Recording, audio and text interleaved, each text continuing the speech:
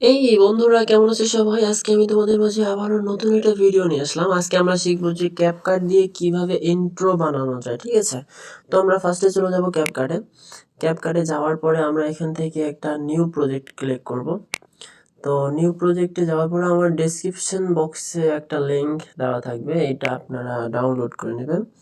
তো এটা আমরা ডাউনলোড করা আছে, তো আমি এখানে চলে গেলাম। তো এটা কিন্তু লাস্টে এসে ওয়াটারমার্কটা ডিলিট করে দেবেন, আর এখানে এতটুকু ব্যাস রেখে এই লাস্টের পার্টটুকু ডিলিট করে দেবেন।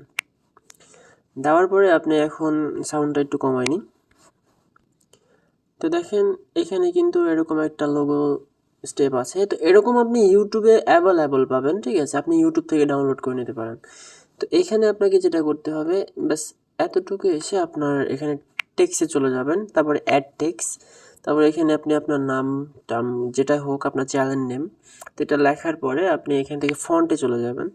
তারপরে এখান থেকে আপনি আপনার মন মতো একটা ফন্ট লাগাই দিবেন, তারপরে অ্যানিমেট চলে যাবেন। যাওয়ার পরে আপনি স্ক্রল করবেন। স্ক্রল করতে করতে আপনি কোথায় গেল,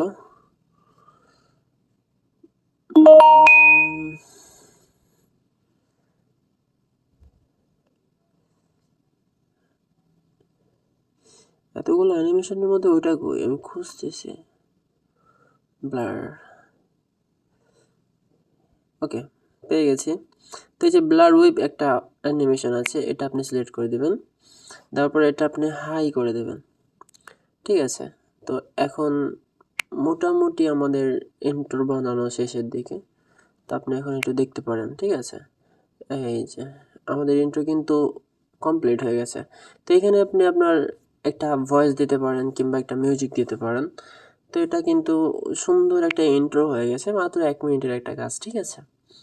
এই যে ওয়াও, একটা ইন্ট্রো।